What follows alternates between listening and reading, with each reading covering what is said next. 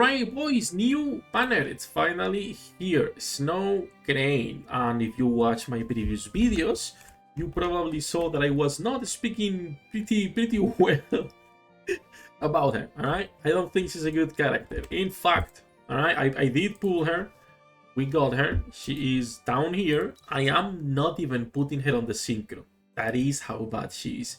The only good thing about this banner is that, well, first of all, she does look nice. Okay, she has nice fan service on the cover. And nice chibi as usual. Chibis keep getting better. The shooting pose is not awful. You know, decent-ish fan service with a little bit of a jiggle there. Not fantastic, right? Not fantastic, but decent. She is a nice waifu. But when it comes to her kid, this is the worst character we've seen in 3 years. Like, I'm actually 100% sure this is the worst character we've seen in 3 years, because the only thing that could come close as being like the worst banner would be Rumani or Sora. Flora, as much as a bad character as she is, has a couple true damage moves. Okay, she's bad, don't get me wrong, but at least she has something. So, well, first of all, the tier list for Snow Crane is T5. There is nothing to disguise in there, okay? If you guys want to check that, already in there is no recommended build because there is nothing to recommend. This is an awful character. I cannot just even recommend anything on her. If you wanted to build her, just don't be a fucking boss, alright? Now, like I was saying, this is competing with Rumani, and this is competing with Sora. I will say with Sora more than anything else, but the funny thing is that, first of all, Rumani, it's a 20-second burst, which is already better. Rumani also is giving you normal damage multiplier, right? While also giving damage to parts, which is not a great buff, but it's giving something. Like, at least it's giving something offensive to the team while having some of those max HP buffs for herself. Sora, at least, is giving the Dispel, the recovery for HP as a 40-second, just like Snow Crane, right? And also is having the storage plus an attack buff.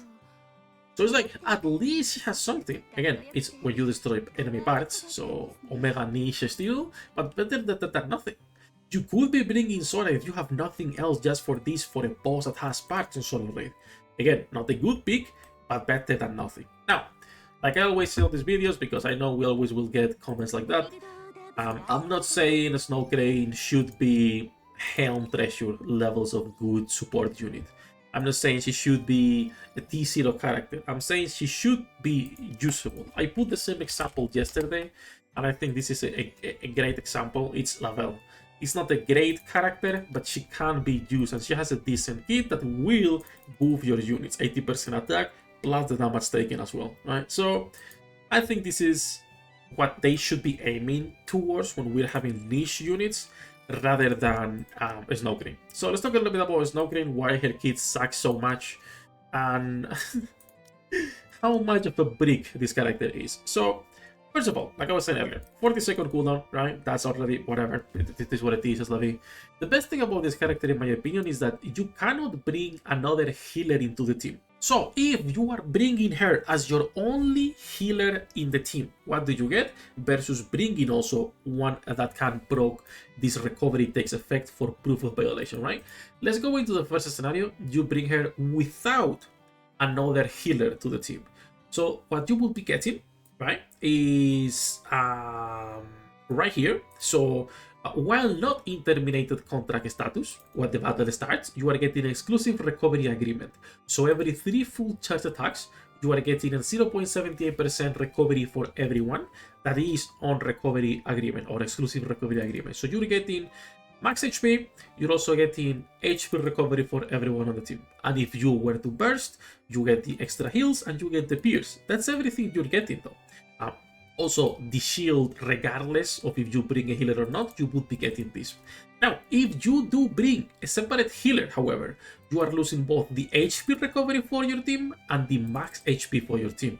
And in exchange, what you are getting is losing potency of HP restore, which is whatever, because you will become immune later. But in exchange, if you bring a separate healer, she loses the HP recovery for the team, and she will only heal herself. Because activates when recovery takes effect if the recovery is not coming from this unit, you will be getting this potency of HP restore reduced 3 times. When you get 3 stacks, which is the max, right?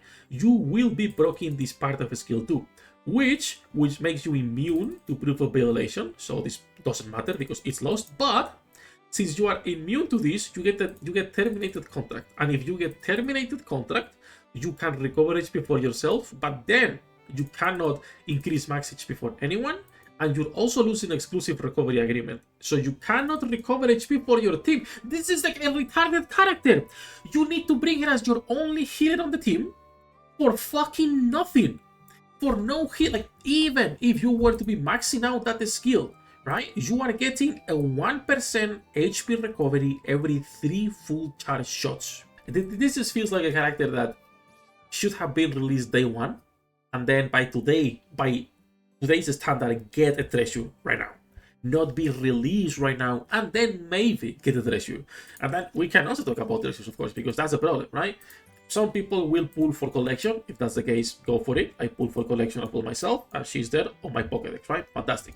Some people will pull because not only is there waifu, but they have hopes that in the future she will get a favorite item. The problem with favorite items in Nikkei is that you can't get the Moran Private Helm treatment.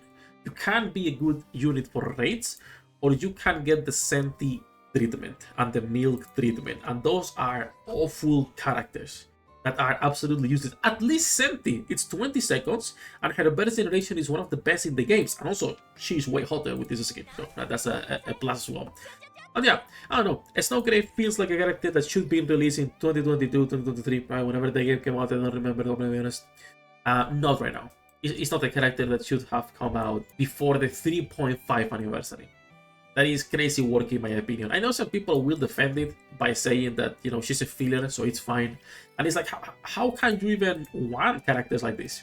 How can you defend a character that clearly will never be good or have a place on a team? Like, what are you playing a game for if you cannot use the character? I don't know. I'm gonna stop zapping about this because I'm only gonna get more mad if I keep ranting about a unit like this. TLDR, not worth pulling unless it's your waifu, you are a spender, and you want to have your Pokédex complete. If you're free to play, I will save for the half anniversary, and I will be saving her only for New Year, when we get those selectors. If you do like 3-4 multis, that allow you to get the standard character, and just put her on the wish list whenever it finishes. Sadly, Missilis did not get the nice B3. We were expecting like a nice B3 to help on tower. We do have a few that are good, right? Between Drake, Laplace, Ain, and Mihara, even Quincy, and even Elec for Water Week, and Maxwell can still be used.